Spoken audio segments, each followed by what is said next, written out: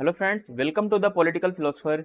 Friends, आज हम लोग हॉब्स को फिर से कंटिन्यू करने वाले हैं और हमने पिछले वीडियो में अभी तक मानव स्वभाव के बारे में या ह्यूमन नेचर के बारे में और स्टेट ऑफ नेचर के बारे में पढ़ लिया है। तो आज की जो वीडियो होने वाली है वो है प्राकृतिक अधिकार और प्राकृतिक कानून को पढ़ेंगे। फिर सोशल कॉन्ट्रैक्ट क्यों होता है, क्या रीजन है इसके पीछे।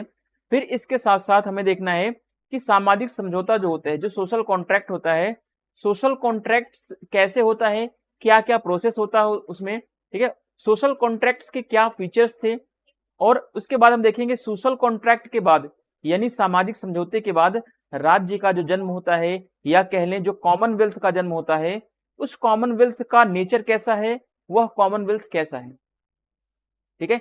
इन सब चीजों के बारे में एक एक करके हम आज स्टडी करने वाले हैं और ये चारों टॉपिक जो है आज हम कवर करेंगे इस वीडियो में, ठीक है। तो चलते हैं अपनी वीडियो की तरफ।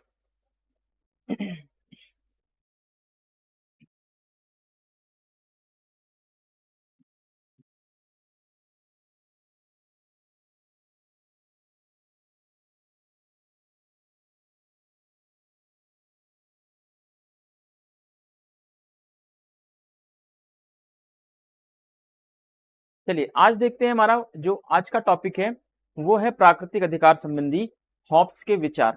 यानी कि प्राकृतिक अधिकार के लिए हॉब्स ने क्या विचार दिया है और प्राकृतिक अधिकार को हॉब्स ने क्या माना है, ठीक है। अब यहाँ पे देखते हैं कि प्राकृतिक अधिकार क्या है हॉब्स के अनुसार और प्राकृतिक अधिकारों को जो है प्राकृतिक अवस्था में कैसे चलाया जाता था, कैसे माना जाता था कि ये प्राकृतिक अधिकार है या नहीं है, ठीक है। हॉब्स ने अपने पुस्तक या ग्रंथ लेवियाथन के 14वें अध्याय में इसका प्रतिपादन किया है। तो प्राकृतिक अधिकारों की बात जो है हॉब्स ने लेवियाथन में किया है। लेवियाथन की अगर बात करें तो 14वें चैप्टर में किया है, ठीक है। 14th चैप्टर में इसने बताया है कि प्राकृतिक अधिकार क्या होती थी, ठीक है। प्राकृतिक अवस्था में प्राप्त अधिकार को हॉब्स ने क्या बताया है, प्राकृतिक अधिकार बताया है। यानी ये कह रहा है कि प्राकृतिक अवस्था में state of nature, nature of the state या स्टेट ऑफ नेचर का जो कॉन्सेप्ट है उस समय, ठीक है। यानी कि प्राकृतिक अवस्था के समय जो अधिकार व्यक्तियों को मिले हुए थे उन्हीं को हॉब्स ने प्राकृतिक अधिकार की संज्ञा दे दी है। हॉब्स कहता है कि प्राकृतिक अवस्था में प्रत्येक व्यक्ति का प्रत्येक वस्तु पर प्राकृतिक अधिकार है, यहां तक कि एक दूसरे के जीवन पर भी उनका अधिकार है। यानी कि प्राकृतिक अवस्था कहने का मतलब है कि प्राकृतिक अवस्था में किसी भी वस्तु पर कोई रोक टोक नहीं है, किसी भी वस्तु को कोई भी छीन सकता है, कोई भी ले सकता है, क्योंकि प्राकृतिक अवस्था में कोई कानून ही नहीं है वास्तव में, ठीक है। प्राकृतिक अवस्था में केवल एक ही कानून है कि सभी चीजों पर सभी का अधिकार है ना। तो ये वह सिचुएशन है जिसमें हम कह सकते हैं माइट इज राइट, यानी जो शक्तिशाली है उसी के पास अधिकार है, जो शक्तिशाली नहीं है उसके पास अधिकार नहीं है। तो हॉब्स का ये स्टेटमेंट आप जरूर याद रखेंगे। Hobbes has propounded this in the chapter of 14th chapter of the his book Leviathan. Hobbes has called the right obtained in the state of nature as a natural right. Hobbes says in the state of nature every person has natural right over everything, even over each other the life, ठीक है। यहां तक कि लोगों के जीवन के ऊपर, लोगों की उनकी लाइफ के ऊपर क्या है, एक दूसरे का अधिकार बना हुआ है। तो यह अधिकार जो है हॉब्स ने बोला कि यही अधिकार क्या है, प्राकृतिक अधिकार थे। अब देखिए प्राकृतिक अवस्था में मनुष्य को एक प्राकृतिक अधिकार प्राप्त था। वह कौन सा अधिकार था, वह अधिकार था जीवन रक्षा का या आत्मरक्षा की स्वतंत्रता का अधिकार प्राकृतिक अवस्था में लोगों को मिला हुआ था। मनुष्य को अपने जीवन की रक्षा के लिए किसी व्यक्ति को मारने और लूटने की क्या थी, पूरी स्वतंत्रता थी, ठीक है। तो ये सब क्या थे, यही प्राकृतिक अधिकार हैं कि प्राकृतिक अवस्था जो चल रही है उसमें लोग अपने जीवन की रक्षा करने के लिए, अपने प्राणों को बचाने के लिए, दूसरे को मारने के लिए, दूसरे के व्यक्ति के प्राणों को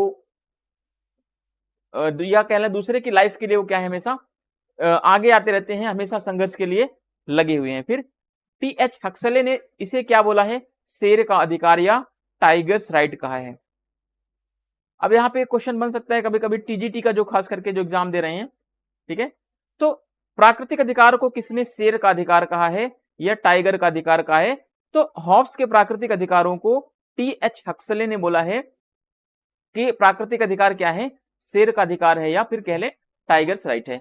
इन the state of nature man had natural rights which was the freedom to protect his life और सेल्फ डिफेंस।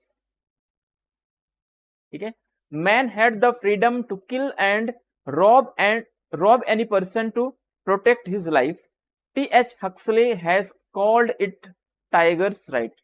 ठीक है, हक्सले ने इसे क्या बोला, टाइगर्स का राइट या टाइगर्स राइट बोला इसको। अब डनिंग क्या बोलते हैं, डनिंग कहते हैं कि हॉब्स का मत है कि प्राकृतिक अधिकार प्रत्येक व्यक्ति को प्राप्त उस स्वतंत्रता का प्रतीक है जो उसे अपने अस्तित्व की रक्षा के लिए सभी संभव कार्य करने का अधिकार देती है। तो ये क्या है, ये स्टेटमेंट जो है डनिंग का है। ठीक है, डनिंग ने बोला है कि इस तरीके के स्टेटमेंट को आपको क्या करना है, याद रखना है। फिर नोट करके है, आत्मरक्षा की स्वतंत्रता का अधिकार हॉब्स ने ह्यूगो ग्रोसियस से लिया हुआ है। ठीक है, तो अब आपको ये समझ में आना चाहिए कि प्राकृतिक अवस्था में केवल एक ही अधिकार था लोगों के पास, आत्मरक्षा का अधिकार। आत्मरक्षा का अधिकार यानी अपने जीवन को बचाने के लिए लोग किसी के भी जीवन को समाप्त कर सकते हैं।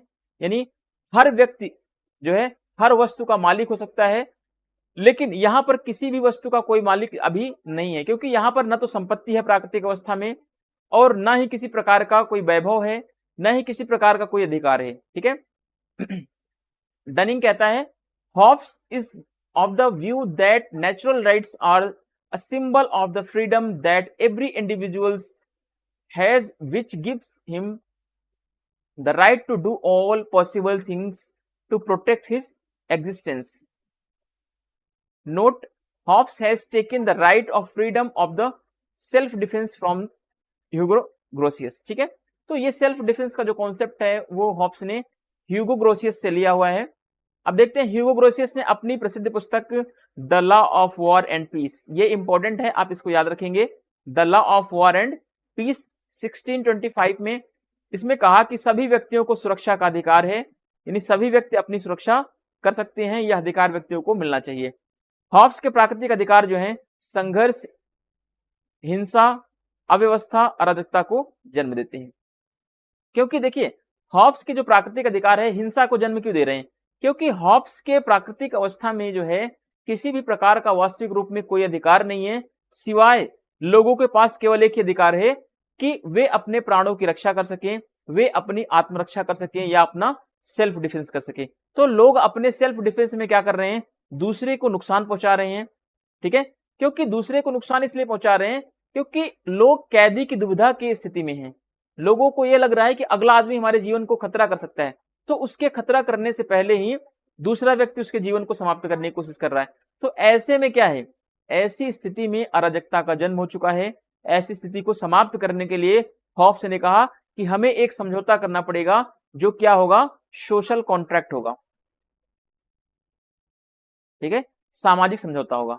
ह्यूगो Grotius has said in his famous book The Law of War and Peace that all individuals have the right to security.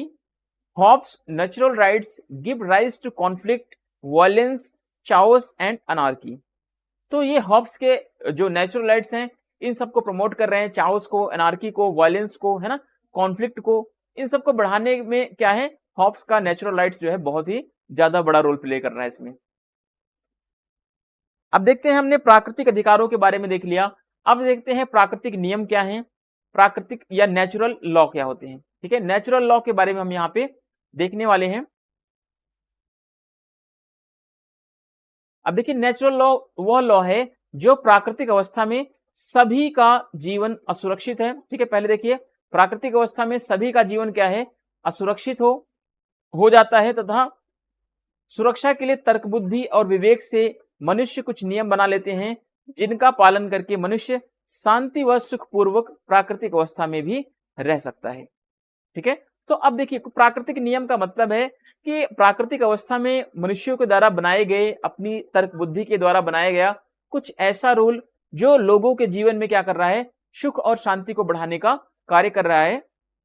देखिए, प्राकृतिक नियम तो आ चुका है अभी भी, देखो हॉब्स कह रहा है कि प्राकृतिक अवस्था में प्राकृतिक कानून नहीं थे, कानून कुछ भी नहीं था, लेकिन लोगों ने एक नियम बना लिया था धीरे धीरे करके, जो नियम क्या कर रहा है, लोगों को एक सिस्टमेटिक तरीके से जीवन जीने में हेल्प कर रहा है। ठीक है, मानव विवेक या बुद्धि का नियम ही क्या है, प्राकृतिक विधि है या प्राकृतिक नियम है या कह लें प्राकृतिक कानून है। ठीक है, इन द नेचुरल स्टेट या कह लें state of nature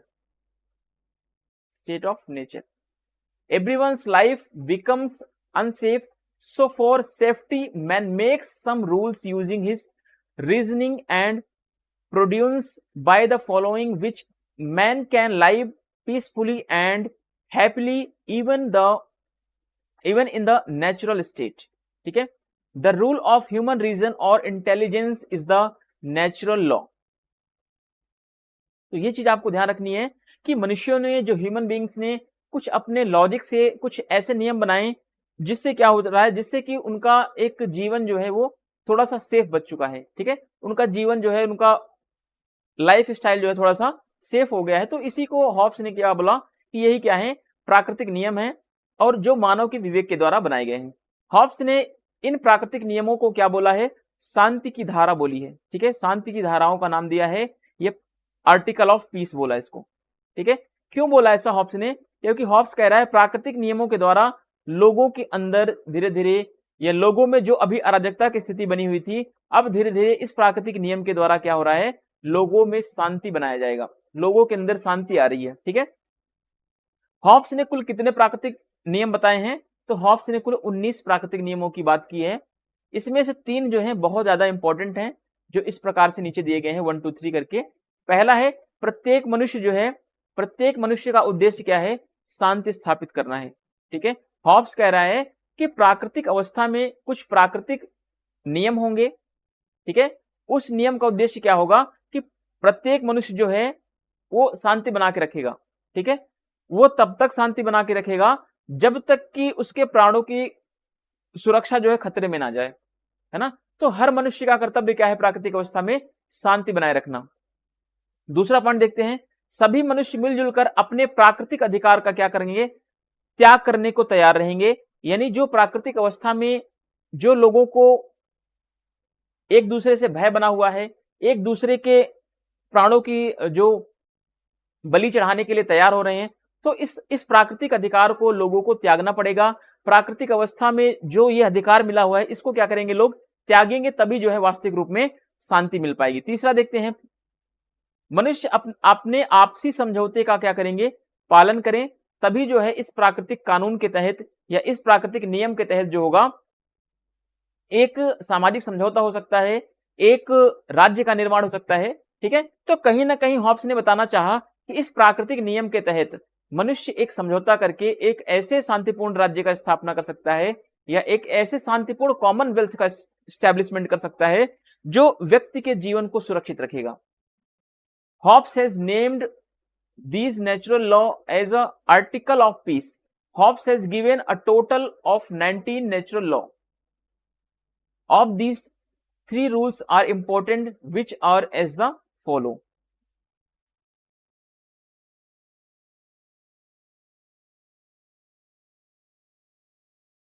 The aim of every human being is to establish peace. ठीक है, तो हॉब्स कह रहा है कि एवरी ह्यूमन बीइंग का एम क्या होना चाहिए, मोटिव यह होना चाहिए कि वो पीस को स्टैब्लिश करने में हेल्प करे। दूसरी बात हॉब्स कह रहा है, all human being should be ready to sacrifice their natural rights. ठीक है, सभी व्यक्तियों को रेडी रहना है अपने नेचुरल राइट्स को सैक्रिफाई करने के लिए, तभी जो है वास्तविक रूप में शांति आ पाएगी। अगर सभी अपने नेचुरल राइट्स को लेकर के एक दूसरे से लड़ते रहेंगे, तो ऐसे में जो है ना तो राज्य का निर्माण हो पाएगा, ना तो कॉमनवेल्थ बन पाएगा, और न ही किसी प्रकार की कोई संस्था का निर्माण हो पाएगा। इसमें व्यक्ति का जीवन और खतरे में पड़ा रहेगा। ठीक है, अब देखते हैं, humans should follow their mutual agreement. ठीक है, प्राकृतिक कानून का प्राकृतिक विधि का मतलब है जो प्राकृतिक नियम है, जो प्राकृतिक अवस्था में, प्राकृतिक नियम की बात हम कर रहे हैं। ठीक है, तो हॉब्स कह रहा है कि प्राकृतिक नियम में क्या होना चाहिए, तीसरा है कि जो लोगों ने जो सामाजिक समझौता किया, ठीक है, जो आपस में मिलकर लोगों ने समझौता किया, उस समझौते को लोग क्या करेंगे, पालन करेंगे या फॉलो करेंगे, तभी जो है वास्तविक रूप में राज्य का निर्माण होगा, तभी जो है पीस क्रिएट होगा या शांति क्रिएट होगी, अन्यथा जो है शांति नहीं आ पाएगी। ठीक है, तो हॉब्स ने प्राकृतिक नियमों के माध्यम से राज्य के निर्माण की बात की, राज्य के निर्माण की बात की। चलिए आगे देखते हैं। अब ह्यूगो ग्रोसियस के समान हॉब्स का कहना था कि प्राकृतिक नियम जो होते हैं, प्राकृतिक नियम उचित नियम होते हैं और वे ईश्वर की भाषा में क्या किए जाते हैं, पेश किए जाते हैं। ठीक है, आगे देखते हैं। हॉब्स के अनुसार प्राकृतिक कानून जो है मनुष्य की विवेक बुद्धि या तर्क बुद्धि से खोजे गए वे नियम हैं जिसके द्वारा मनुष्य के वे कार्य निषिद्ध किए हैं या निषिद्ध हैं जो उनके जीवन के लिए क्या है, विनाशप्रद हैं।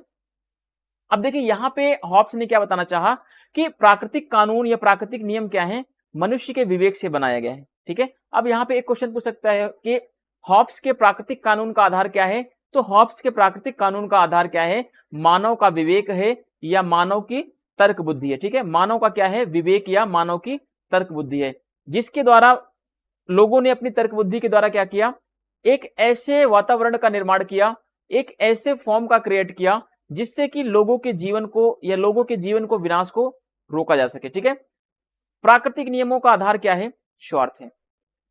अच्छा, अब आपके सामने यहां पे एक चीज इंपॉर्टेंट देखने को मिल रहा है कि अब यहां पे आया हुआ एक स्टेटमेंट कि प्राकृतिक नियमों का आधार जो है स्वार्थ है। ठीक है, अब यहाँ पे स्वार्थ का मतलब है कि लोगों ने अपने स्वार्थ को ध्यान में रखा, लोगों ने अपने जीवन को बचाने का जो उनका स्वार्थ है उसको ध्यान में रखा। ठीक है, तो अब लोग अपने जीवन के प्रति क्या है, सचेत हो रहे हैं, अब जीवन को अपने स्वार्थी मान रहे हैं, अपने जीवन को बचाने की कोशिश कर रहे हैं। तो हॉब्स कैसा विचारक है, हॉब्स उदारवादी व्यक्तिवादी विचारक है। ठीक है, हॉब्स उदारवादी व्यक्तिवादी विचारक है। तो हॉब्स कैसा मानव स्वभाव के बारे में बताया कि पहले इसने बता चुका है कि हॉब्स ने कहा कि मानव स्वभाव कैसा है, लालची है, मानव स्वभाव स्वार्थी है। तो इसी स्वार्थ और लालच के कारण ही जो है मानव ने प्राकृतिक नियम बनाए जिससे कि उनके जीवन की सुरक्षा हो सके, उनके प्राणों की सुरक्षा हो सके। तो कहीं ना कहीं प्राकृतिक नियमों का आधार क्या बताया इसने, हॉब्स ने, कि मानव का स्वार्थ है। ठीक है, तो आगे देखते हैं।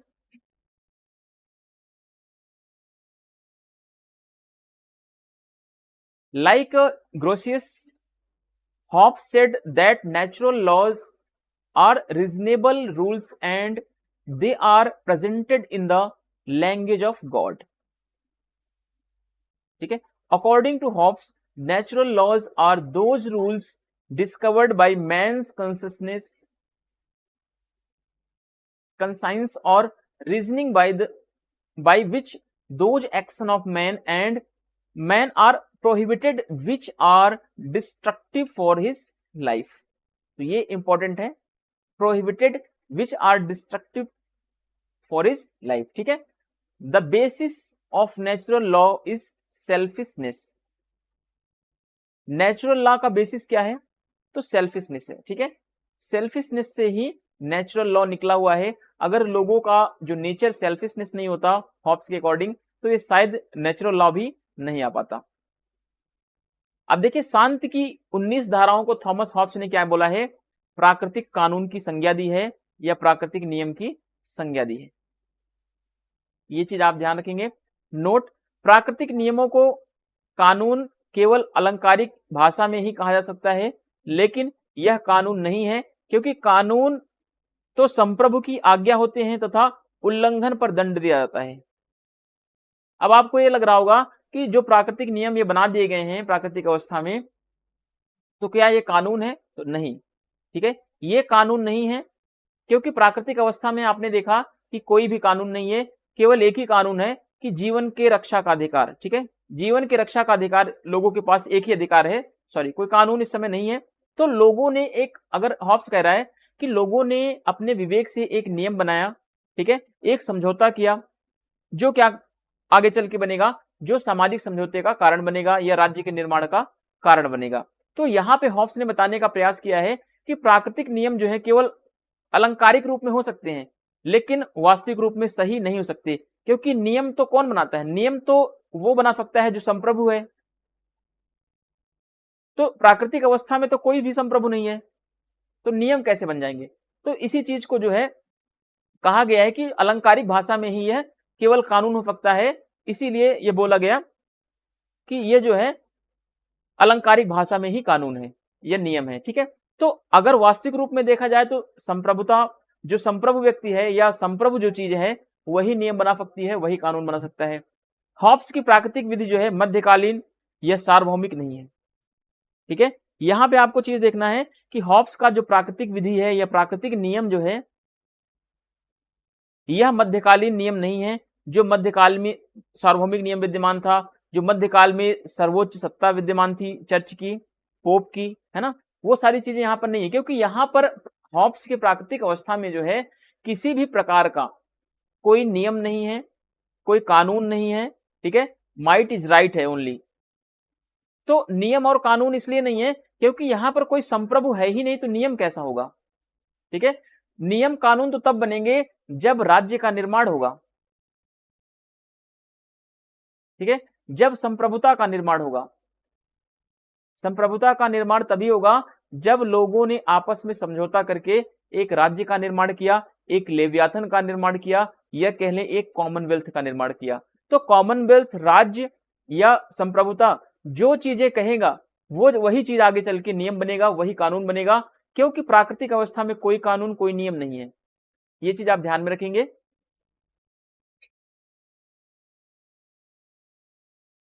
चलिए आगे देखते हैं। Thomas Hobbes has called the 19th article of peace of natural law. ठीक है, नोट करके है यहां पे, natural laws can be called law only in figurative language, but it is not law because law are the order of the sovereign। ठीक है, law क्या है? एक सॉवरेन का ऑर्डर होता है लॉ, क्योंकि नेचुरल स्टेट ऑफ नेचर में कोई सॉवरेन ही नहीं है, किसी के पास सॉवरेंटी नहीं है, किसी के पास संप्रभुता नहीं है, तो लॉ कैसे बन सकता है? And punishment is given for violation. ठीक है, Hobbes natural law is not a medieval universal. ये भी आपको ध्यान रखना है कि हॉब्स का जो नेचुरल लॉ है यह कोई मिडिवल यूनिवर्सल की तरह नहीं है, या मध्यकालीन सार्वभौमिक नियम की तरह नहीं है। इस तरीके को आप ध्यान में रखेंगे। अब देखते हैं सामाजिक समझौता हॉब्स का होता है। हॉब्स ने प्राकृतिक कानून के बारे में बता दिया, प्राकृतिक नियमों के बारे में बता दिया, और हॉब्स कहता है कि प्राकृतिक अवस्था में किसी भी प्रकार का कोई नियम नहीं था, किसी भी प्रकार का कोई कानून नहीं है। आपने इसके पहले पढ़ लिया, क्योंकि जब तक संप्रभुता नहीं आएगी तब तक कोई कानून नहीं बन सकता, तब तक कोई नियम नहीं बन सकता।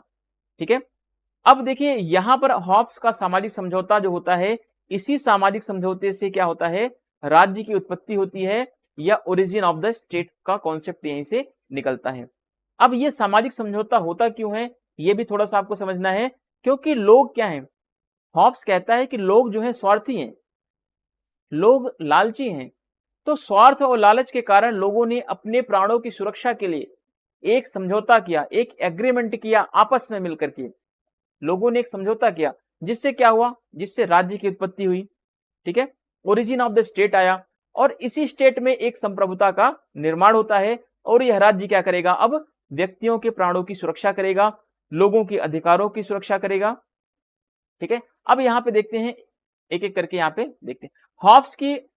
हॉब्स जो है राज्य की उत्पत्ति सामाजिक समझौते के परिणाम स्वरूप बताता है। अतः राज्य कैसा है? कृत्रिम है। हॉब्स का राज्य कैसा है? कृत्रिम है। क्यों?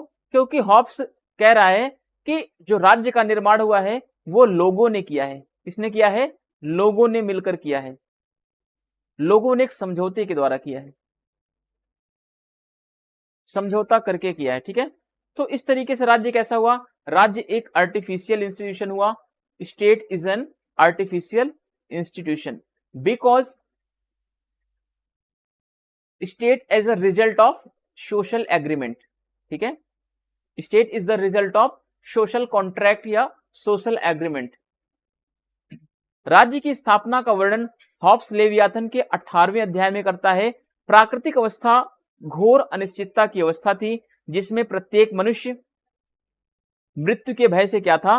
परेशान था, या ग्रसित था, या त्रस्त था। ठीक है, तो ये जो नेचुरल स्टेट की बात है या स्टेट ऑफ नेचर की बात है, स्टेट ऑफ नेचर। ठीक है, तो हॉब्स कह रहा है कि प्राकृतिक अवस्था में, स्टेट ऑफ नेचर में जो है अनसर्टेनिटी है। ठीक है, यहाँ पे कुछ भी निश्चित नहीं है, यहाँ पर कभी भी किसी की मृत्यु हो सकती है, कोई भी व्यक्ति जो है एक दूसरे को मार सकते हैं कभी भी। ठीक है, तो यहाँ पर सर्टेनिटी नहीं है, किसी भी टाइप्स की कोई निश्चितता नहीं है।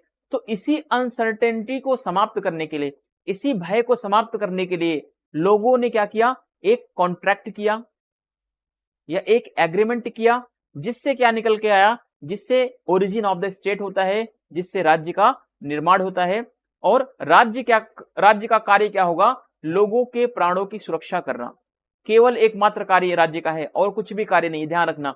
अब कभी क्वेश्चन ये पूछ ले कि हॉब्स के राज्य का जो कार्य है या हॉब्स के लेवियाथन का जो कार्य है लोगों के लिए कल्याणकारी कार्य करना है, तो नहीं, हॉब्स का राज्य जो है वो निरंकुश राज्य है और राज्य का एकमात्र कार्य क्या है, लोगों के प्राणों की सुरक्षा करना, बस एकमात्र कार्य, ये बात ध्यान रखना आप। ठीक है, देखिए, इसलिए आत्म सुरक्षा हेतु मानवों ने, लोगों ने आपस में क्या किया, समझौता किया। ठीक है, फिर हॉब्स कहता है कि सब लोगों ने क्या बोला, कि ये बोला कि मैं अपने ऊपर शासन का अधिकार इस व्यक्ति या व्यक्ति समूह को सौंपता हूं, लेकिन शर्त यह है कि तुम भी अपनी शक्तियां इसे सौंप दो।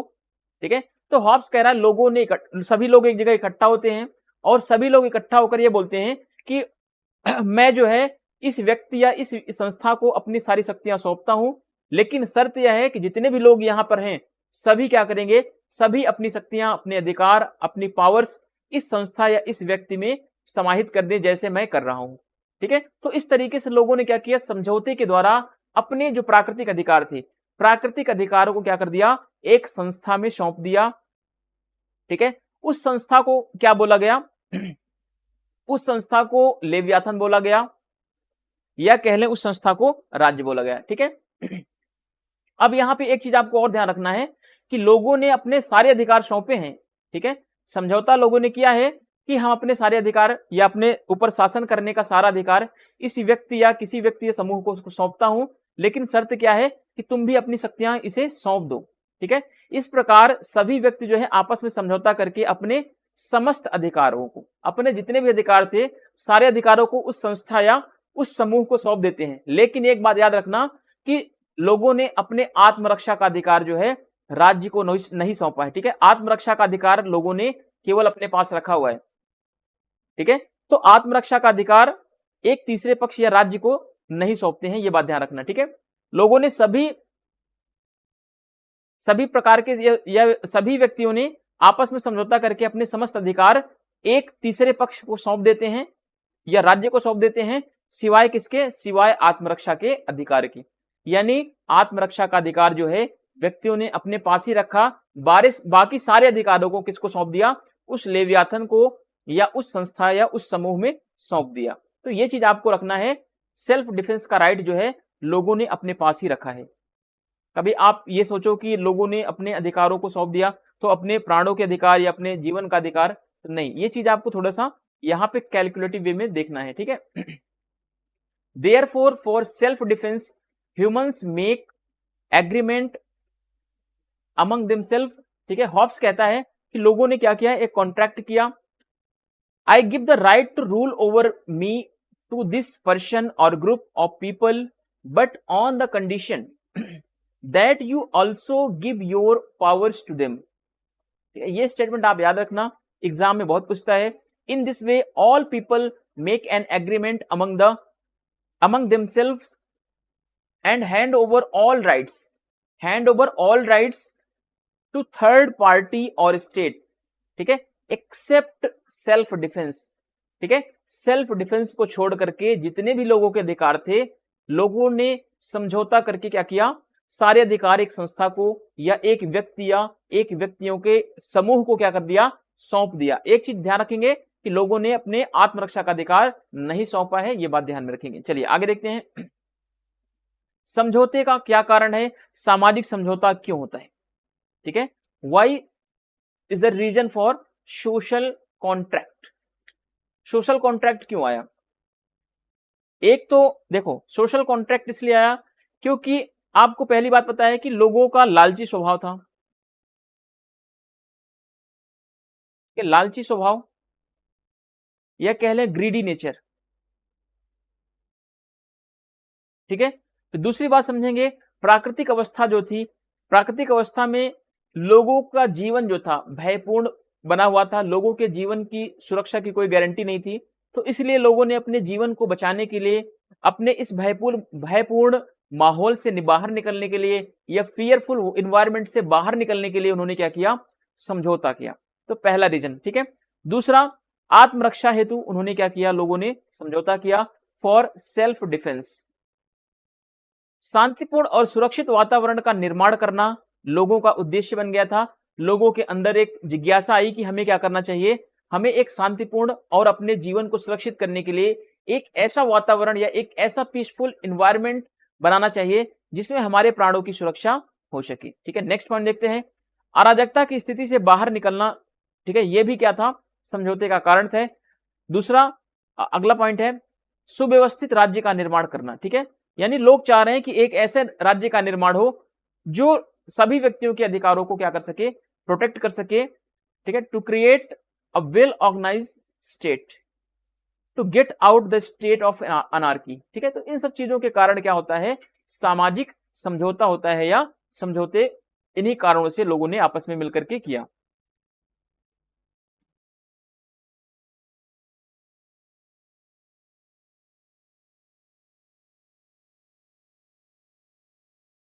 अब देखते हैं सामाजिक समझौता, यहां से ये वाला टॉपिक मोस्ट इंपॉर्टेंट है। अब सामाजिक समझौता तो लोगों ने कर लिया, ठीक है, किस रीजन से किया वो आपने ऊपर देख लिया। अब देखते हैं यहाँ पे सामाजिक समझौता जो हो रहा है उसमें क्या क्या इसकी विशेषताएं हैं, उसमें क्या क्या चीजें जो एग्जाम में पूछता है वो एक एक करके यहाँ पे हम देखेंगे। ठीक है, features of the social contract theory. अब देखिए, समझौता एक ही होता है, समझौता एक साथ सामाजिक और राजनीतिक दोनों है। यानी एक ही समझौते से क्या होता है, एक ही समझौते से, देखिए यहाँ पे, अर्थात एक ही समझौते से राज्य का निर्माण होता है, समाज का निर्माण होता है और सरकार का निर्माण होता है। ठीक है, तीनों का निर्माण जो है एक ही समझौते से होता है, ये बात आप ध्यान रखेंगे। हॉब्स का समझौता जो है एक समझौता है और इसी एक समझौते से राज्य बनता है, स्टेट बनता है, सोसाइटी बनती है और गवर्नमेंट बनती है। ठीक है, तीनों का निर्माण जो है एक ही समझौते से होता है। अब देखिए, जबकि लॉक ने क्या किया है, लॉक ने बताया कि समझौते दो होंगे। ठीक है, पहले समझौते से समाज का निर्माण होगा और दूसरे समझौते से सरकार का निर्माण होगा। ठीक है, तो इस तरीके से लॉक ने दो समझौता बताया, जबकि हॉब्स ने कहा कि समझौता केवल एक होगा और एक ही समझौते से जो है राज्य, समाज और सरकार तीनों बन जाएंगी और इस समझौते का कोई भी विरोध नहीं करेगा। ठीक है, अगर विरोध किया गया तो यह समझौता टूट जाएगा और दोबारा से हम कहां पहुंच जाएंगे, स्टेट ऑफ नेचर में या प्राकृतिक अवस्था में। ठीक है, तो हॉब्स ने कहा किसी भी व्यक्ति को इस समझौते को तोड़ने का अधिकार नहीं है। हाँ, व्यक्ति समझौता तभी तोड़ सकता है जब राज्य जो है या लेवियाथन जो है लोगों के प्राणों की सुरक्षा करने में असफल हो जाए। तो उस कंडीशन में जो है हॉब्स कह रहा है कि लोगों को यह अधिकार दिया जाएगा कि राज्य का विरोध कर सके या लेवियाथन का विरोध कर सके, या फिर कह लें उस समझौते को ना माने लोग। ठीक है, समझौते को तोड़ दें। अब देखिए तीसरा पॉइंट, समझौता केवल एक पक्षीय था, जो केवल व्यक्तियों के मध्य समझौता आपस में हुआ है। अब यहां पे कभी कभी क्वेश्चन यहां से पूछता है एग्जाम में कि हॉब्स का सामाजिक समझौते में जो है संप्रभुता या राज्य और व्यक्तियों के मध्य समझौता है। ठीक है, तो हॉब्स का सामाजिक समझौता जो है केवल और केवल व्यक्तियों के मध्य समझौता है। इसमें ना तो सरकार शामिल है, ना तो इसमें राजा शामिल है, ना ही लेवियाथन शामिल है। ठीक है, लोगों ने आपस में समझौता करके, ठीक है, लोगों ने आपस में समझौता करके क्या किया है, लेवियाथन का निर्माण किया है, या संप्रभुता का निर्माण किया है, या कह लें राज्य का निर्माण किया है। तो समझौता केवल एक पक्षीय है, समझौता केवल लोगों के आपस में हुआ है, इसमें कोई दूसरा पक्ष सम्मिलित नहीं है। समझौता संप्रभु और व्यक्तियों के मध्य में नहीं है, यह बात ध्यान रखना। संप्रभु का मतलब राजा कह लें या राज्य कह लें, ठीक है, या कह लें लेवियाथन। ठीक है, तो समझौता जो हुआ है वो लेवियाथन के बीच में और व्यक्तियों के बीच में नहीं, बल्कि समझौता केवल और केवल लोगों ने आपस में मिलकर किया है और उस समझौते से लेवियाथन, राज्य या कॉमनवेल्थ का निर्माण हुआ है। ठीक है, ये चीज आपको ध्यान रखना है, ये आप स्टार बना के रख लें कि हॉब्स का जितने भी पॉइंट्स हैं आपको ये पॉइंट्स याद होने चाहिए। ठीक है, लगभग इसमें 12 13 14 पॉइंट्स होंगे, वो सारे पॉइंट्स आपको याद रखने हैं क्योंकि यहां से एग्जाम में क्वेश्चन बहुत ज्यादा पूछाता है। The agreement is both social and political, ठीक है, that is a single agreement creates the state society and government. तो ये क्या है, सोशल कॉन्ट्रैक्ट जो है, या सोशल कॉन्ट्रैक्ट की थियरी में जो है हॉब्स ने बताया कि जो ये एग्रीमेंट होगा ये केवल सिंगल एग्रीमेंट होगा और सिंगल एग्रीमेंट से ही सोसाइटी, स्टेट और गवर्नमेंट का क्रिएशन होगा, फॉर्मेशन होगा। ठीक है, the agreement was only one sided, ठीक है, one sided which was made by या which was made only between individuals. ठीक है, तो ये वन साइडेड क्या है, एग्रीमेंट है जो लोगों के आपस में समझौता करके बनाया गया है। The agreement was not made between the sovereign and the individuals. ये भी इंपॉर्टेंट है, मोस्ट इंपॉर्टेंट है, यहां से क्वेश्चन एग्जाम में पूछा जाता है।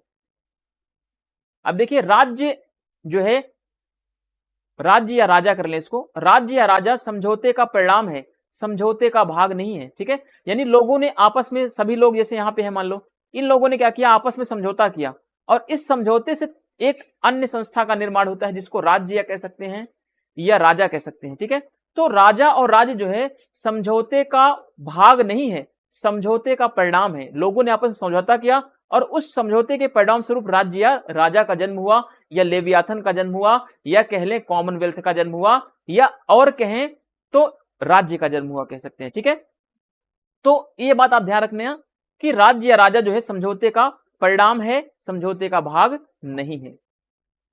समझौते में आगे देखिए,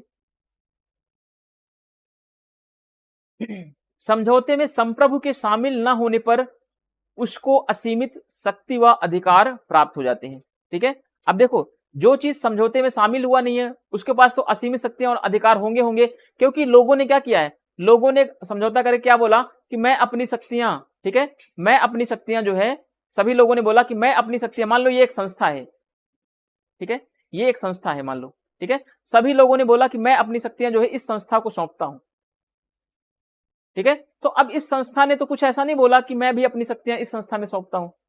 तो संप्रभुता जो आई है, जो राज्य का निर्माण हुआ है, वो समझौते के परिणाम स्वरूप हुआ है। समझौते के परिणाम स्वरूप आने के कारण ही जो है राज्य और राजा के पास क्या है, असीमित अधिकार है। ठीक है, वह निरंकुश व बंधन रहित है। ठीक है, हॉब्स की संप्रभुता कैसी है, मान ले, या हॉब्स का राज्य कैसा है, निरंकुश है, इसके ऊपर किसी भी प्रकार का कोई बंधन नहीं है। क्यों नहीं है, क्योंकि हॉब्स का राज्य, हॉब्स का लेवियाथन या हॉब्स का कॉमनवेल्थ जो है समझौते का परिणाम है, समझौते का भाग नहीं है। 8वां पॉइंट देखते हैं, संप्रभु का केवल एक कर्तव्य है।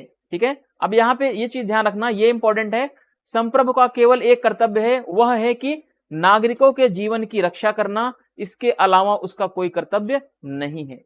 अब आप ये सोचो कि हॉब्स ने बोला कि राज्य का कार्य होगा, यह संप्रभु का कार्य होगा कि लोगों के जीवन की रक्षा करना तथा लोगों के लिए कल्याणकारी सुविधाएं उपलब्ध कराना। तो नहीं, कल्याणकारी कार्य यहां पे कुछ भी नहीं किया जाएगा, क्योंकि हॉब्स ने बोला कि संप्रभु जो होगा, जो राज्य होगा या जो राजा होगा या जो लेवियाथन होगा, उसका एकमात्र कर्तव्य क्या है कि लोगों के जीवन की रक्षा करना।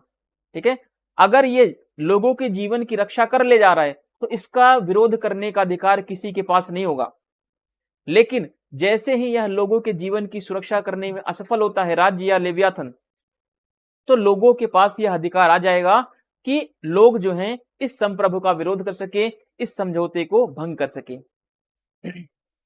चलिए आगे देखते हैं, the state is the result of the agreement and not part of the agreement. ठीक है, if the sovereign is not involved in the agreement, he gets unlimited power and rights. He is autocratic and free from bondage. The sovereign has only one duty, that is to protect the lives of the citizens. Apart from this, he has no other duties. ठीक है, तो जो sovereign है उसका एक ही duty है कि वो लोगों को या लोगों के लाइफ को क्या करे, प्रोटेक्ट करे। इसके अलावा उसके पास कोई ड्यूटी नहीं होगी, इसके पास उसके अलावा कोई कर्तव्य उसका नहीं होगा।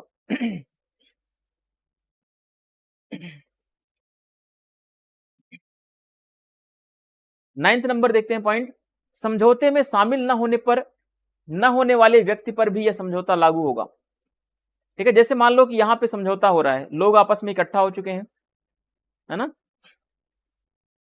अब मान लो कुछ लोग कहीं घूमने चले गए हैं जंगल में, किसी शिकार पर चले गए अपने है ना।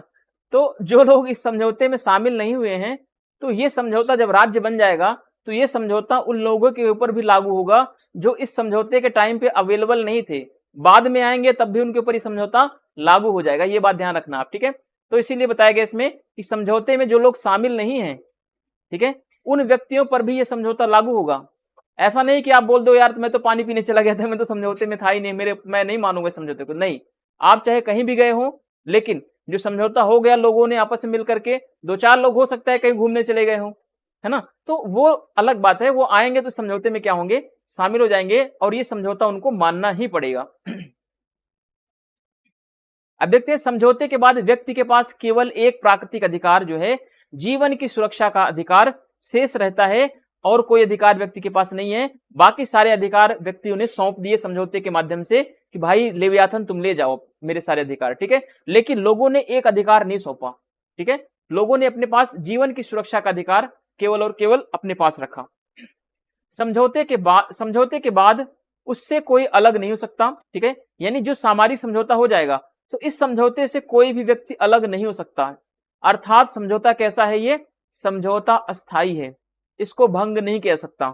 समझौते से अलग तभी हो सकता है व्यक्ति जब राज्य जो है या लेवियाथन जो है या संप्रभु जो है व्यक्ति के अधिकारों को या व्यक्ति के जीवन को सुरक्षित करने में असफल हो जाए, तभी यह समझौता भंग किया जा सकता है, तभी व्यक्ति जो है इस समझौते से अलग हो सकता है। अन्यथा किसी भी कंडीशन में इस समझौते को भंग नहीं किया सकता, इस समझौते से लोग अलग नहीं हो सकते।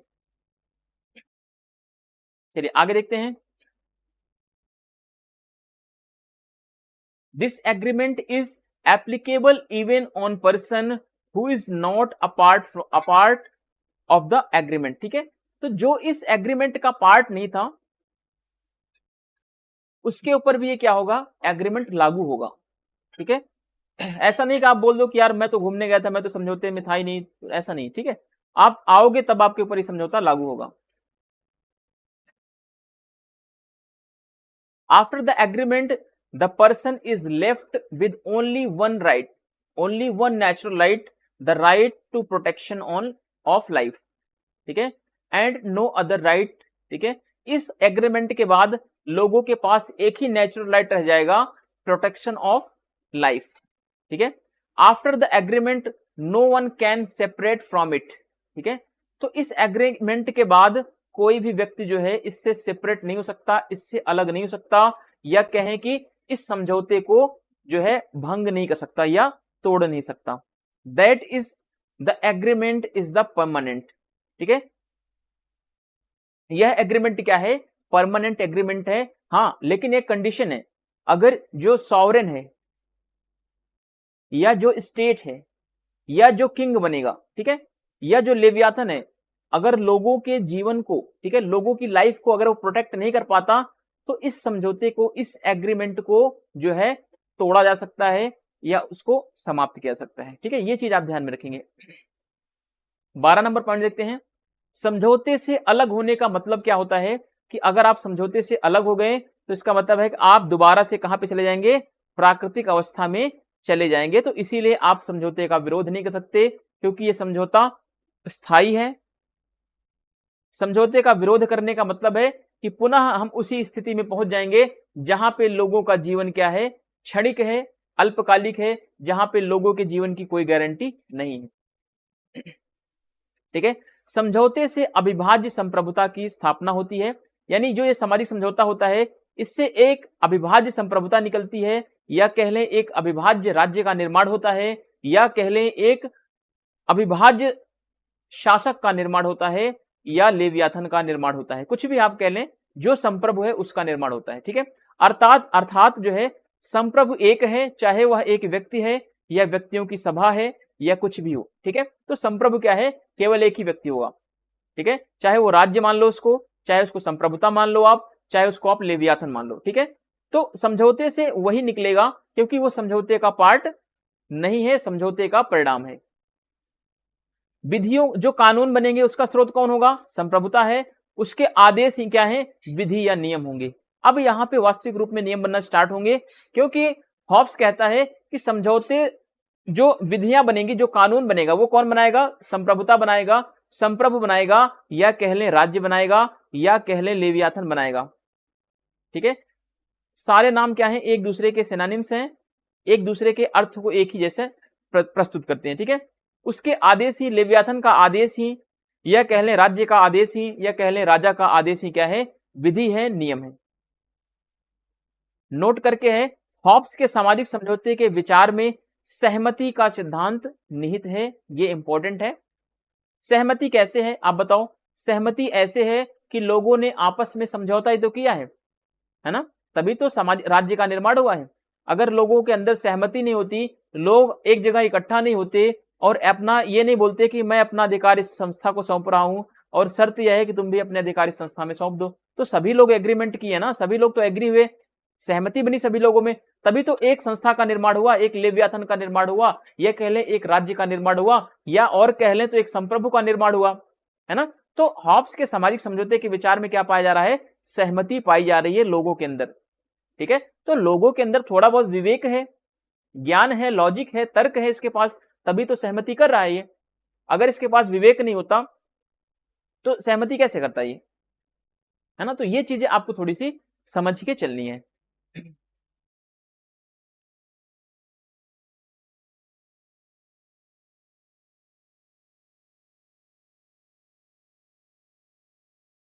ट्वेल्व नंबर देखते हैं।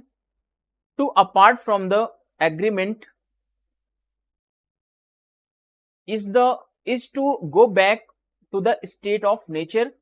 ठीक है, अगर समझौते का, अगर हम समझौते से, इस एग्रीमेंट से अलग होते हैं, तो समझौते से अलग होने का मतलब कहां पे हम पहुंच जाएंगे दोबारा?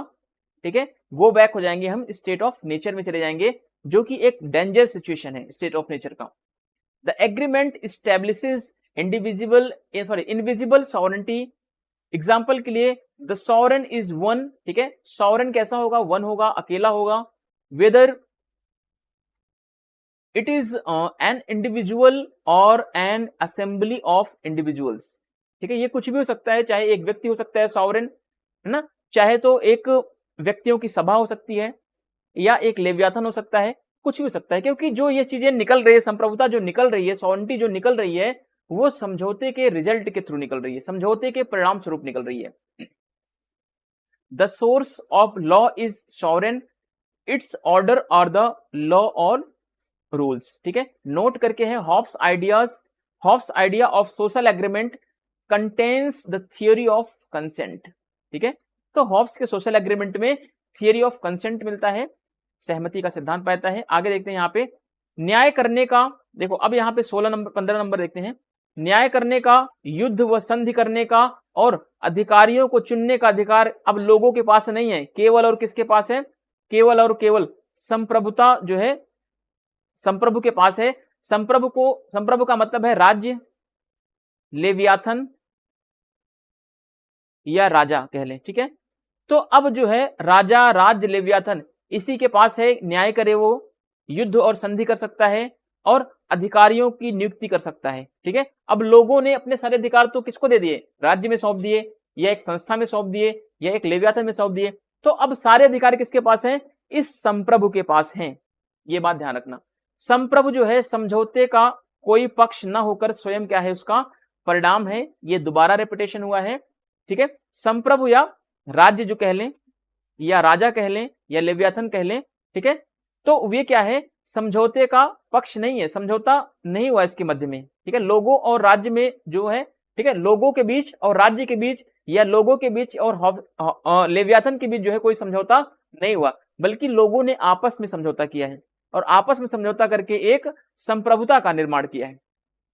ठीक है, समझौते के बाद लोगों की इच्छाएं जो है, किसकी इच्छा बन जाएगी? संप्रभु की इच्छा बन जाएगी। अब जो संप्रभु कहेगा वही लोग मानेंगे।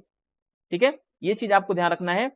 The right to administer justice, to make war and treaties and to elect officials rest only with the sovereign. ठीक है, the sovereign is not a party to the agreement but is the result of it. After the agreement the wishes of the people are wishes of sovereign. ठीक है, अब जो agreement हो जाता है तो सॉवरेन की विशेष जो है लोगों की विशेष बन जाएंगी। यहां पे नोट करके है, देखिए यहां पे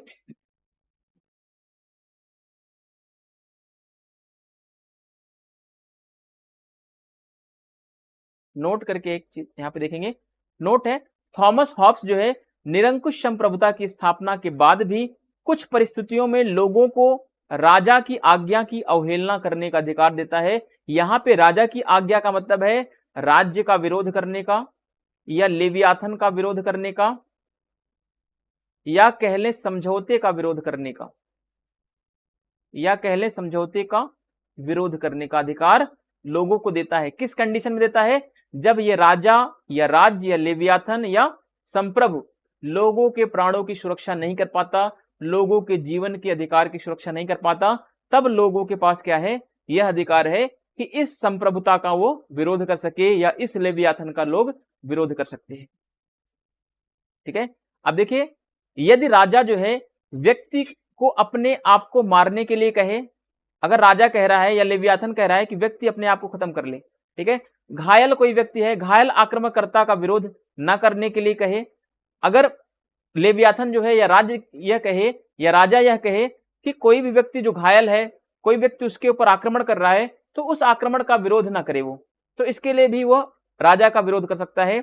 वायु, औषधि, जीवनदाता, ठीक है, किसी वस्तु का प्रयोग न करने की आज्ञा अगर राजा देता है तो प्रजा जो है उसकी ऐसी आज्ञा की मानना, ऐसी आज्ञा की अवहेलना कर सकती है या फिर ऐसी आज्ञा को मानने के लिए इनकार कर सकती है। अगर हम सामान्य शब्दों में समझे तो हॉब्स ने बोला कि लोगों के पास लेवियाथन का विरोध करने का अधिकार होगा या राज्य की संप्रभुता का विरोध करने का अधिकार तब होगा जब राज्य व्यक्तियों से खुद कहे कि अपने आप व्यक्ति मार ले, ठीक है, व्यक्ति अपने आप को क्या कर ले? समाप्त कर दे। या किसी व्यक्ति के ऊपर बाहरी आक्रमण हो रहा है तो राज्य उस व्यक्ति से बोले, जिस व्यक्ति के ऊपर बाहरी आक्रमण हो रहा है, राज्य उससे कहे कि तुम इस आक्रमण का विरोध मत करो, तब भी जो है उस वो व्यक्ति क्या कर सकता है? लेवियाथन का विरोध कर सकता है या राज्य का विरोध कर सकता है। और अगर दूसरी कंडीशन क्या है कि अगर राज्य जो है जो जीवन औषधि है, जो लोगों के प्राणों की सुरक्षा करता है, जो औषधियां या वायु या जल पीने से लोगों को अगर राज्य जो है मना करने लगे, तो ऐसी राजा की आज्ञा को लोगों को मना करने का अधिकार है। अपने राजा की आज्ञा को लोग जो है या उसकी प्रजा मना कर सकती है। ठीक है, Thomas Hobbes even after establishing absolute sovereignty gives people to right to the disobey the king's order under certain circumstances।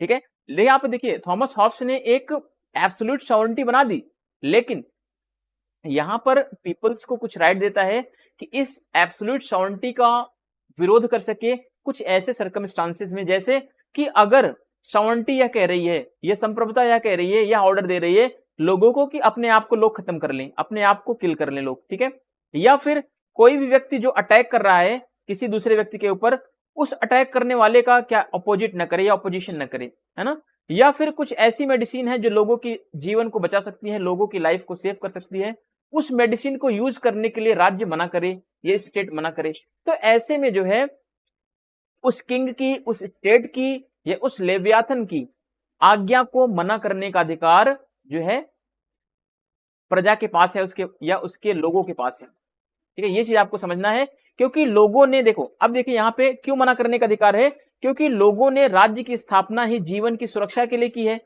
ठीक है, तो अगर राज्य जो है जीवन की सुरक्षा ही नहीं कर पा रहा है तो राज्य किस काम का? तो राज्य का विरोध करेंगे भाई।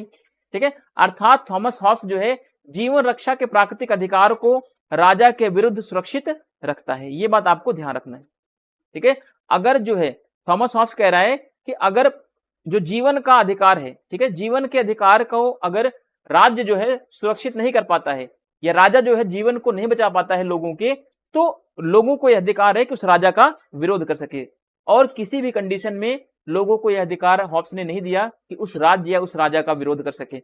एकमात्र सिचुएशन ऐसी है जब राज्य विफल हो जाए या राजा असफल हो जाए लोगों के प्राणों की सुरक्षा करने में, तभी उस सिचुएशन में लोगों के पास यह अधिकार होगा कि उस राजा की विरोध कर सके, उस राजा का विरोध कर सके। ठीक है, चलिए आगे देखते हैं।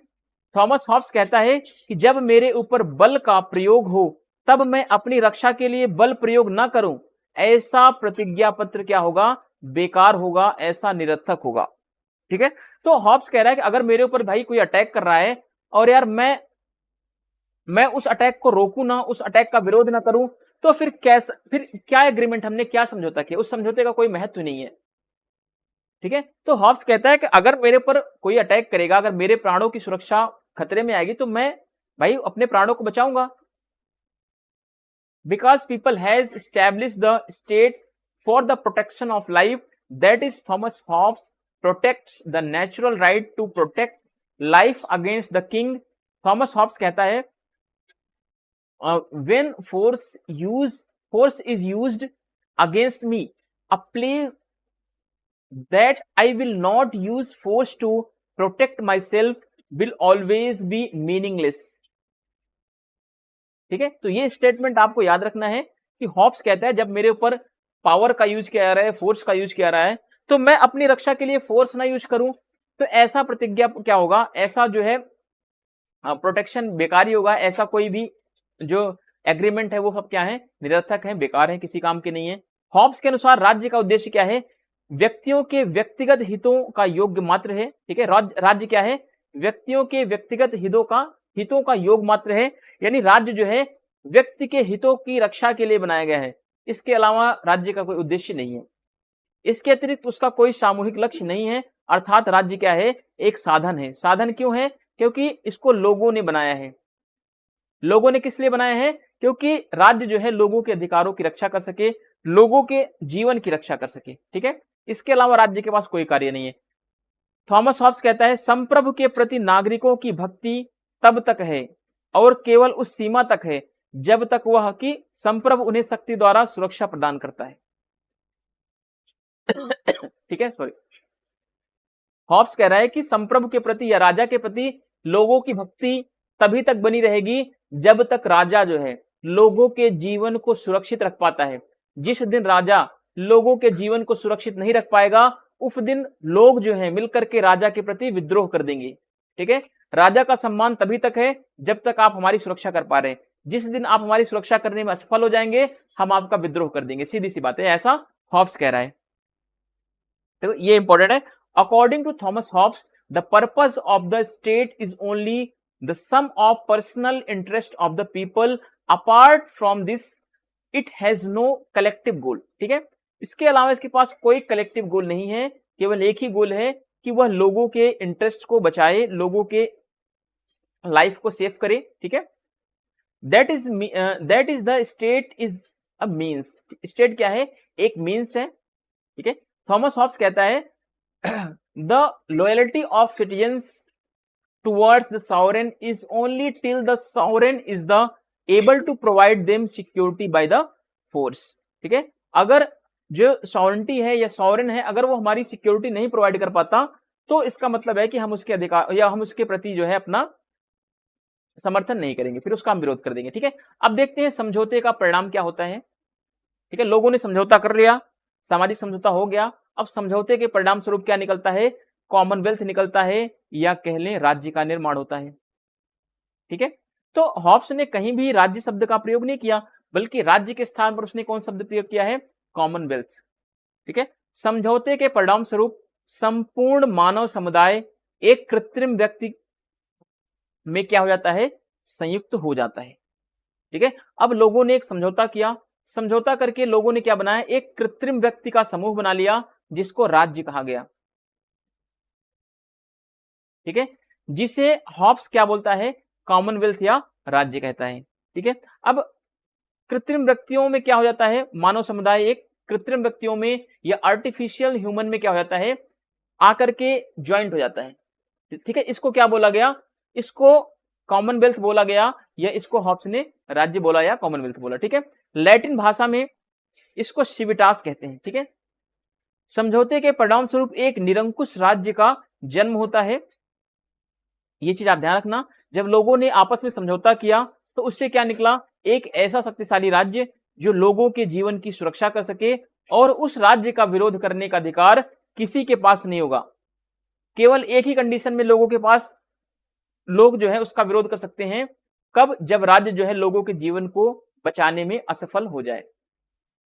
As the result of agreement the entire human community is united into an artificial person, ठीक है, which Hobbes calls commonwealth or state. In Latin language, it is called civitas. As a result of the agreement, an autocratic state is born. ठीक है, an autocratic या an dictatorship या dictatorship state is the origin या origin of the dictatorship state, ये कह सकते हैं। ठीक है, चलिए आगे देखते हैं। अब समझौते के द्वारा व्यक्तियों ने सभी अधिकार एक व्यक्ति या व्यक्तियों की सभा को सौंप दिए। उस व्यक्ति या व्यक्तियों की सभा को हॉब्स ने क्या बोला कि यह लेवियाथन है, यानी कि महान मानव देव है। ठीक है, एक महान समुद्री जीव भी कह सकते हैं इसको।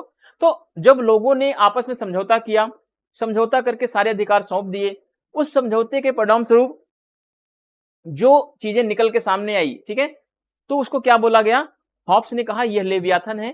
ठीक है, या एक महान मानव है, या इसको क्या बोल सकते हैं, या राज्य बोल सकते हैं, या हम कह सकते हैं कि लेवियाथन क्या है, एक राजा है, या लेवियाथन क्या है, एक संप्रभु है। तो सारी मीनिंग क्या है, एक ही सेंस निकाल रही हैं। ठीक है, लेवियाथन एक क्या है, संपूर्ण प्रभुत्व संपन्न निरंकुश है, तथा उसके पास क्या है, असीमित अधिकार है। असीमित अधिकार क्यों है, क्योंकि लेवियाथन जो है समझौते का परिणाम है। ठीक है, समझौते का परिणाम है, समझौते का भाग नहीं है, ये बात ध्यान रखना। हॉब्स का राज्य क्या है, एक कृत्रिम संस्था है जिसे व्यक्तियों ने अपनी सुरक्षा के लिए लिए बनाया है। ठीक है, तो कृत्रिम संस्था इसलिए है क्योंकि लोगों ने इसको समझौता करके बनाया है। किस लिए बनाया है, जिससे कि उनके जीवन का या उनकी सुरक्षा सुरक्षित हो सके। ठीक है, वो अपने प्राणों की सुरक्षा के लिए, अपनी सुरक्षा के लिए लोगों ने समझौता करके एक राज्य का निर्माण किया, जिससे यह कहा जाता है कि राज्य क्या है, मानव निर्मित संस्था है। It is an artificial institution. By agreement people handed over all their rights to the one person or one group of people. Hobbes calls that person or group of people Leviathan or great human god. ठीक है, great human god। ठीक है, Leviathan is a completely sovereign, autocratic and has unlimited authority. Hobbes state is an artificial institution which has been created for protection of people from themselves. ठीक है, लोगों ने अपनी protections के लिए, अपनी सुरक्षा के लिए क्या किया है, स्टेट का क्रिएशन किया है। तो state is an artificial institution.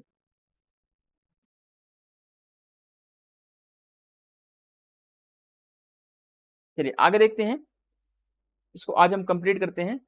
ठीक है, फिर हमारे पास कुछ थोड़े बहुत रह जाएंगे जो एक वीडियो में, अगली वीडियो में हम कवर कर लेंगे हॉब्स को। ठीक है, व्यक्ति और निरंकुशतावाद का मिश्रण। ठीक है, अब देखते हैं हॉब्स के विचारों में व्यक्तिवाद भी पाया जाता है, लेकिन उसने निरंकुश संप्रभुता का भी समर्थन किया है। तो देखते हैं कितनी चीजें हॉब्स ने व्यक्तिवाद को प्रमोट किया है और कितनी चीजों में उसका ऑटो या अथॉरिटेरियनिज्म का कॉन्सेप्ट देखने को मिलता है। ठीक है, देखते हैं हॉब्स जो है संप्रभुता का कट्टर समर्थक होते हुए भी कई कारणों से क्या था, वह व्यक्तिवादी था। ठीक है, हॉब्स ने एक तरफ जहां निरंकुश राज्य का समर्थन किया, तो वहीं दूसरी तरफ उसने क्या किया, व्यक्ति के प्राणों की सुरक्षा के लिए एक समझौते को भी आगे बढ़ाया, एक समझौते को भी प्रमोट किया।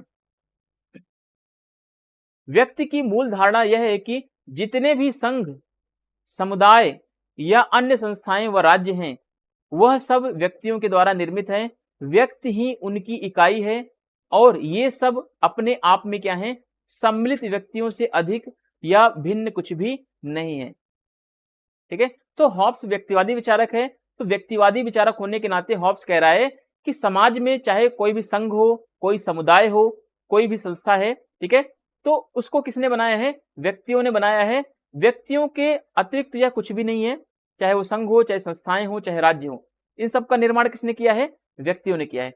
तो कहीं ना कहीं वो राज्य को असीमित शक्तियां देता है, लेकिन वह यह भी कहता है कि राज्य क्या है? एक आर्टिफिशियल इंस्टीट्यूशन है, एक कृत्रिम संस्था है, जिसको लोगों ने अपने अधिकार के लिए बनाया है, अपने जीवन को सुरक्षित करने के लिए बनाया है। ठीक है, तो व्यक्तिवादी होने के नाते क्या कर रहा है?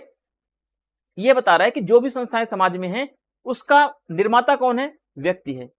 ठीक है, Hobbes despite being staunch supporter of the sovereignty was an individualist for several reasons. ठीक है, the basic concept of individualism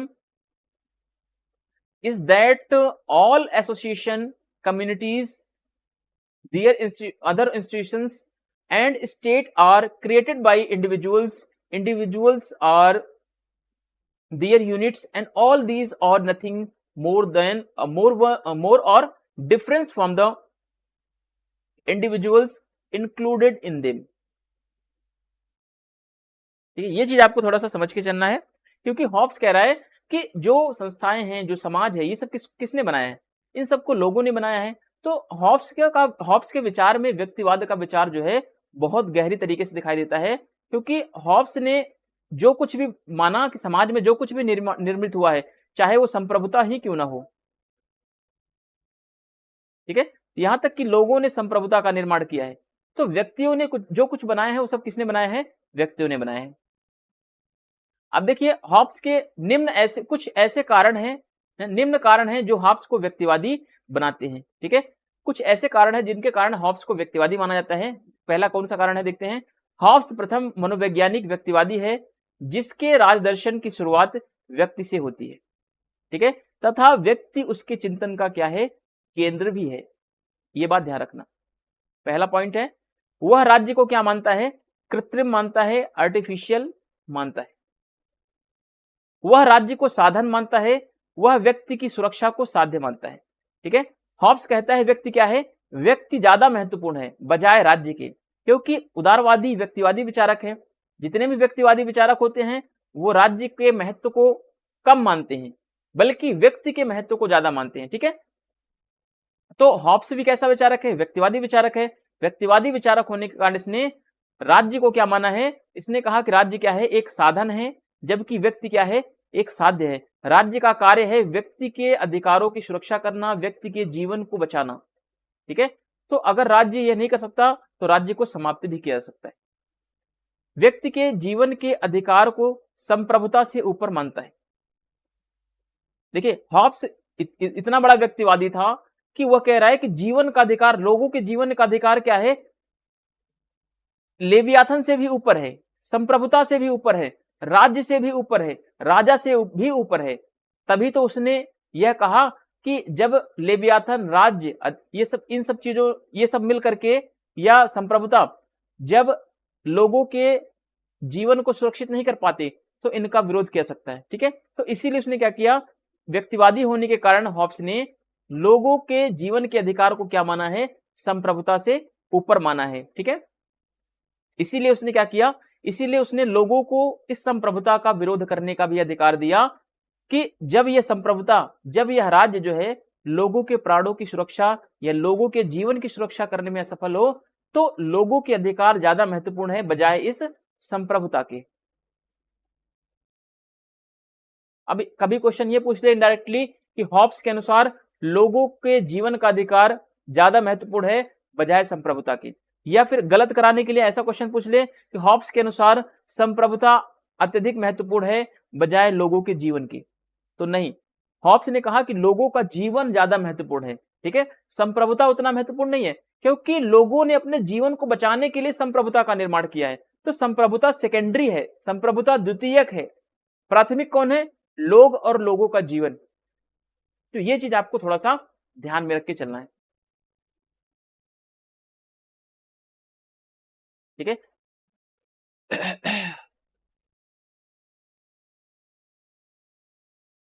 उम्मीद करता हूं कि चीजें आपको थोड़ी बहुत क्लियर हो रही होंगी। ठीक है, the following are the reasons that makes Hobbes an individualistic. Hobbes is the first psychological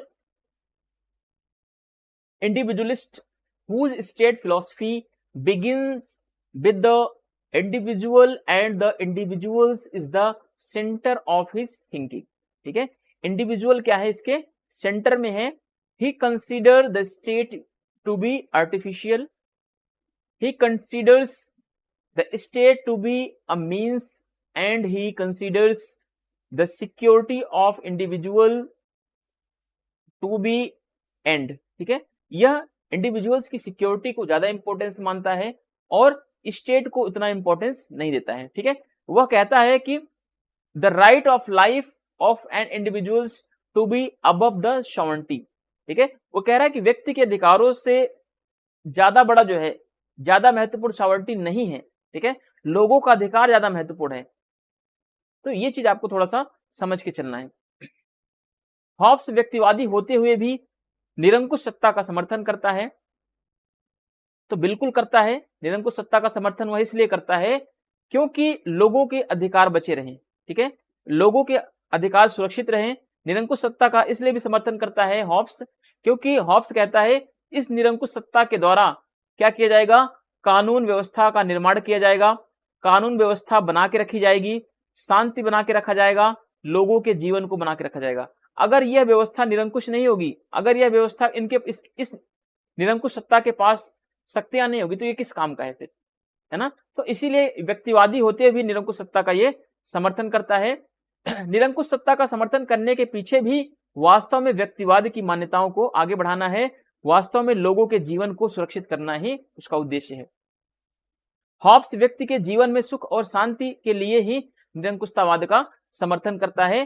तो निरंकुशतावाद वो जानबूझकर नहीं लाना चाहता, बल्कि निरंकुशतावाद लाने के पीछे उसका क्या उद्देश्य है कि लोगों के जीवन को सुरक्षित रखा जाए। ठीक है, लेकिन लोगों के जीवन को सुरक्षित रखने के लिए इसने निरंकुश सत्ता का तो समर्थन कर दिया, लेकिन यहां पे लोगों के पास और कोई अधिकार नहीं है। ये बात ध्यान रखना, और कोई अधिकार नहीं है,